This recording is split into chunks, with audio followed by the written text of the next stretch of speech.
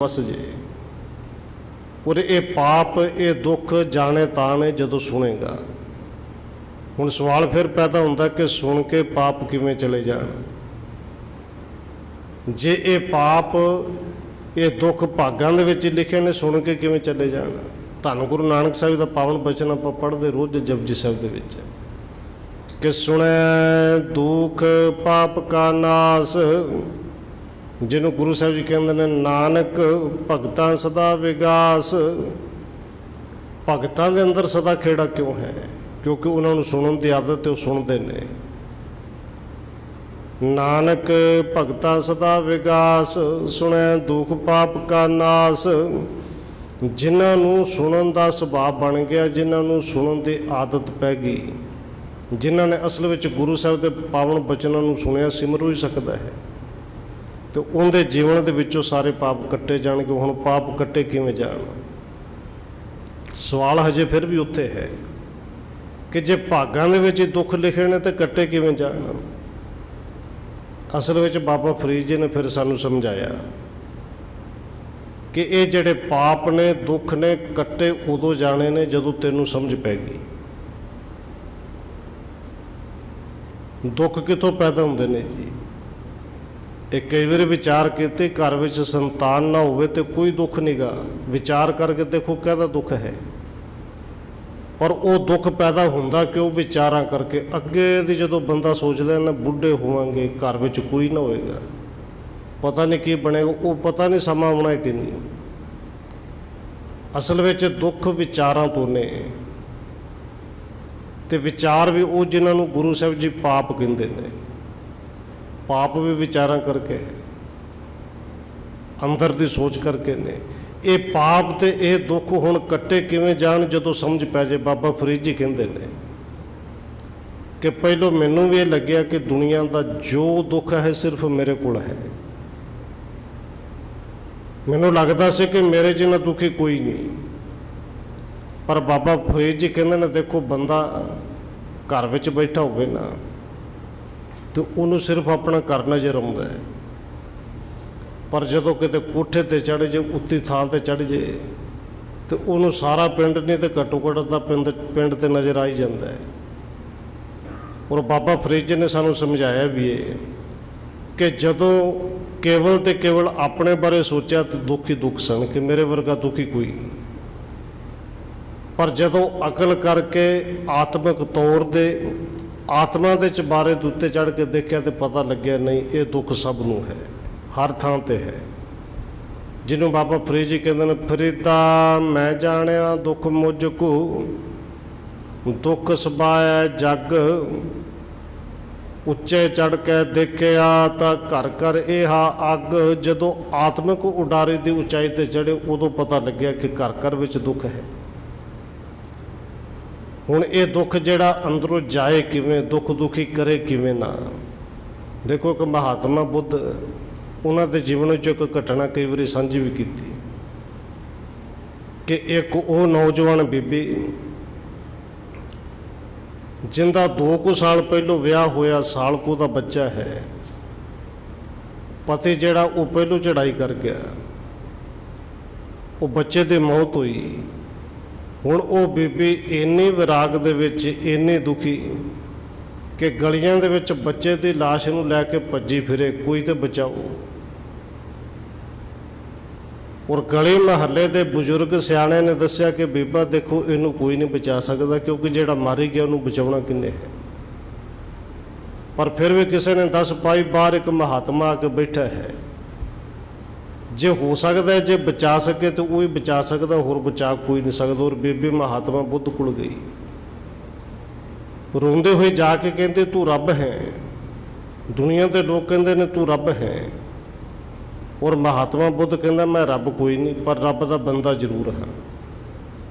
तो जे रब का बंदा है तो फिर रब नाल गल कर, मेरे मरे हुए बच्चे नूं जींदा कर।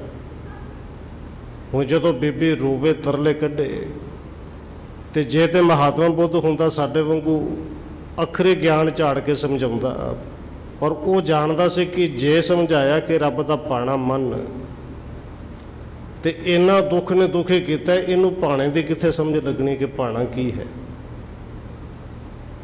ਹੁਣ ਮਹਾਤਮਾ ਬੁੱਧ ਨੇ ਕਿਹਾ ਕਿ ਬੀਬੀ ਦੇਖ, ਤੇਰੇ ਬੱਚੇ ਨੂੰ ਮੈਂ ਜਿਉਂਦਾ ਕਰ ਦਿਆਂਗਾ। ਹੁਣ ਜਿਹੜਾ ਦੁੱਖ ਜਾ ਕੇ ਕਿਸੇ ਦੇ ਨਾਲ ਵੰਡਾਉਣਾ, ਦੁੱਖ ਅਸਲ ਵਿੱਚ ਘਟ ਜਾਣਾ। ਤੇਰਾ ਪੁੱਤਰ ਮਰਿਆ ਹੋਇਆ, ਜਿਉਂਦਿਆਂ ਕਰ ਦਿਆਂਗੇ। ਇੰਨੀ ਗੱਲ ਸੁਣ ਕੇ ਕਿੱਥੇ ਜੀ ਦੁੱਖ ਨੇੜੇ ਤੇੜੇ ਨੇ ਲਿਆ, ਅੱਧੇ ਤੋਂ ਜ਼ਿਆਦਾ ਦੁੱਖ ਤੇ ਉਦੋਂ ਕੱਟਿਆ ਗਿਆ। ਪਹਿਲੋਂ ਦੁੱਖ ਘਟਾਇਆ ਤੇ ਫਿਰ ਕਹਿੰਦੇ ਨੇ ਜਾ ਪਿੰਡ ਦੇ ਵਿੱਚੋਂ ਜਾ ਕੇ 2 ਤੋਲੇ ਸਰੋਂ ਲੈ ਕੇ ਆ, ਤੇਰਾ ਪੁੱਤਰ ਜਿਉਂਦਾ ਹੋ ਜਾਏਗਾ। ਔਰ ਬੀਬੀ ਭੱਜਣ ਲੱਗੀ ਕਿ ਮੈਂ ਹੁਣੇ ਲੈ ਕੇ ਆਈ। ਪਿੱਛੋਂ ਫਿਰ ਆਵਾਜ਼ ਮਾਰੀ ਕਿ ਬੀਬਾ ਦੇਖ, ਗੱਲ ਪੂਰੀ ਸੁਣ ਕੇ ਜਾ। ਸਰੋਂ ਜ਼ਿਆਦਾ ਨਹੀਂ ਚਾਹੀਦੀ, 2 ਤੋਲੇ ਚਾਹੀਦੀ ਹੈ, ਪਰ ਲੈ ਕੇ ਉਸ ਘਰ ਵਿੱਚ ਆਉਣੀ ਜਿਸ ਘਰ ਵਿੱਚ ਕਦੇ ਮੌਤ ਨਾ ਹੋਈ ਹੋਵੇ। ਹੁਣ ਭਾਣਾ ਹੀ ਸਮਝਾਉਣਾ ਸੀ ਕਿ ਭਾਣਾ ਕੀ ਹੈ। ਔਰ ਬੀਬੀ ਗਈ, ਜਿਹੜੇ ਘਰ ਵਿੱਚ ਜਾਏ ਕਿਸੇ ਨੇ ਕਿਹਾ ਕਿ 2 ਸਾਲ ਪਹਿਲੋਂ ਦਾਦਾ ਪੂਰਾ ਹੋਇਆ ਹੈ, ਕਿਸੇ ਨੇ ਕਿਹਾ ਕਿ ਹਲੇ 6 ਮਹੀਨੇ ਹੋਏ ਨੇ, ਨੌਜਵਾਨ ਬੱਚਾ ਮਰਿਆ ਹੈ, ਕਿਸੇ ਨੇ ਕਿਹਾ ਕਿ ਸਾਡਾ ਪਿਓ, ਸਾਡੀ ਮਾਂ, ਕੋਈ ਨਾ ਕੋਈ ਇਸ ਘਰ ਵਿੱਚੋਂ ਜ਼ਰੂਰ ਮਰਿਆ। ਮੁੱਕਦੀ ਗੱਲ, ਸਾਰੇ ਘਰ ਇਵੇਂ ਦਾ ਕੋਈ ਨਹੀਂ ਸੀ ਜਿੱਥੇ ਮੌਤ ਹੋਈ ਨਾ ਹੋਵੇ। ਹੁਣ ਅਸਲ ਵਿੱਚ ਉੱਥੇ ਬੀਬੀ ਨੂੰ ਇਹ ਸਮਝ ਪੈ ਗਈ ਕਿ ਦੁਖੀ ਇਕੱਲੀ ਮੈਂ ਨਹੀਂ, ਮੈਂ ਜਾਣਿਆ ਦੁੱਖ ਮੁਝ ਕੋ, ਦੁੱਖ ਸੁਭਾਇਆ ਜਗ ਦੁਖੀ, ਤੇ ਸਾਰਾ ਸੰਸਾਰ ਹੀ ਹੈ। ਇਹ ਦੁੱਖ ਪਾਪ ਬਸ ਗੁਰੂ ਇਸੇ ਤਰ੍ਹਾਂ ਕੱਟਦਾ ਜਦੋਂ ਗਿਆਨ ਦਾ ਸੁਰਮਾ ਅੱਖਾਂ ਵਿੱਚ ਪਾ ਦਿੰਦਾ ਹੈ ਨਾ। ਹੁਣ ਉਹ ਬੀਬੀ ਮਹਾਤਮਾ ਬੁੱਧ ਦੇ ਕੋਲ ਆਈ ਤੇ ਅੱਖਾਂ ਦੇ ਵਿੱਚ ਪਾਣੀ ਸੁੱਕ ਚੁੱਕਿਆ ਸੀ। ਜਿਹੜੇ ਭੁੱਬਾਂ ਮਾਰ ਮਾਰ ਕੇ ਰੋਂਦੇ ਸੀ, ਉਹਦਾ ਰੋਣਾ ਬੰਦ ਹੋ ਚੁੱਕਿਆ ਸੀ, ਕਿਉਂਕਿ ਸਮਝ ਆ ਗਈ। ਔਰ ਧੰਨ ਗੁਰੂ ਅਮਰਦਾਸ ਸੱਚੇ ਪਾਤਸ਼ਾਹ ਜੀ ਸਾਨੂੰ ਰੋਜ਼ ਸਮਝਾਉਂਦੀ ਹੈ ਨੇ ਕਿ ਭਾਈ ਗੁਰੂ ਦੀ ਕਿਰਪਾ ਹੈ ਹੀ ਇਹ, ਜਦੋਂ ਸਮਝ ਆ ਜਾਏ ਉਦੋਂ ਇਹ ਅੱਗ, ਇਹ ਦੁੱਖ, ਇਹ ਤੇਰੇ ਨੇੜੇ ਨਹੀਂ ਆਉਣਗੇ। ਔਰ ਉਹ ਪਾਵਨ ਬਚਨ ਆਪਾਂ ਪੜ੍ਹਦੇ ਰੋਜ਼ ਹਨ। ਕਰ ਕਿਰਪਾ ਕਿਲ ਵੇਖ ਕੱਟੇ, ਕਿਲ ਵੇਖ, ਇੱਥੇ ਅੱਗ ਸ਼ਬਦ ਵਰਤਿਆ, ਉੱਥੇ ਕਿਲ ਵੇਖ। ਕਿਲ ਵੇਖ ਦਾ ਅਰਥ ਵੀ ਪਾਪ ਅਤੇ ਅੱਗ ਦਾ ਅਰਥ ਵੀ ਪਾਪ ਹੈ। ਗੁਰੂ ਨੇ ਪਾਪ ਕਿਵੇਂ ਕੱਟ ਦਿੱਤੇ ਜੀ? ਕਹਿੰਦੇ ਕਰ ਕਿਰਪਾ ਕਿਲ ਵੇਖ ਕੱਟੇ, ਗਿਆਨ ਅੰਜਨ ਸਾਰਿਆ, ਗੁਰੂ ਨੇ ਗਿਆਨ ਦੇ ਦਿੱਤਾ। ਹੁਣ ਇਹ ਸਮਝ ਆ ਗਈ ਨਾ ਕਿ ਇਹ ਜਿਹੜੀ ਮੌਤ ਹੈ ਕਿਸੇ ਦੇ ਹੱਥ ਵਿੱਚ ਨਹੀਂ। ਇਹ ਦੁੱਖ ਦੂਸਰਿਆਂ ਦੇ ਸੁਣ ਕੇ ਦੇਖੋ, ਕਿਸੇ ਦੇ ਘਰ ਵਿੱਚ ਜਾਈਏ, ਭਾਣਾ ਮੰਨਣ ਦਾ ਆਪਾਂ ਜਾ ਕੇ ਉਹਨੂੰ ਕਹਿੰਦੇ ਤੇ ਹੈ ਭਾਣਾ ਮੰਨ, ਪਰ ਹਕੀਕਤ ਹੈ ਕਿ ਭਾਣਾ ਸੀ ਆਪ ਹੀ ਨਹੀਂ ਮੰਨਿਆ ਹੁੰਦਾ। ਕਿਉਂਕਿ ਘਰ ਦੇ ਵਿੱਚ ਜਦੋਂ ਜਾਈਏ, ਜਾਂਦਿਆਂ ਨਾਲ ਜਿੱਥੇ ਮੌਤ ਹੈ, ਪਹਿਲਾ ਸ਼ਬਦ ਇਹ ਹੁੰਦਾ ਹਰ ਕਿਸੇ ਦਾ ਕਿ ਬੜਾ ਮਾੜਾ ਹੋਇਆ। ਹੁਣ ਇਹਦਾ ਮਤਲਬ ਕਿ ਮਾੜਾ ਰੱਬ ਨਹੀਂ ਕੀਤਾ ਨਾ। ਤੇ ਜੇ ਰੱਬ ਨੂੰ ਉਲਾਮਾ ਦੇਣਾ ਹੈ, ਦੋਸ਼ ਦੇਣਾ, ਤੇ ਤੂੰ ਵੱਡਾ ਪਾਪ ਕਿਹੜਾ ਹੋਏਗਾ? ਪਾਪ ਦੇ ਹੀ ਹੈ ਨਾ ਜੀ। ਔਰ ਗੁਰੂ ਕਿਰਪਾ ਕਰਦਾ, ਫਿਰ ਦੁੱਖ ਵੀ ਦੂਰ ਕਰਦਾ ਤੇ ਪਾਪ ਵੀ। ਜਿਹੜਾ ਰੱਬ ਨੂੰ ਉਲਾਂਭਾ ਦੇਣਾ ਨਾ, ਇਹ ਮਾੜਾ ਹੋਇਆ, ਇਹਦਾ ਮਤਲਬ ਰੱਬ ਨੇ ਮਾੜਾ ਕੀਤਾ।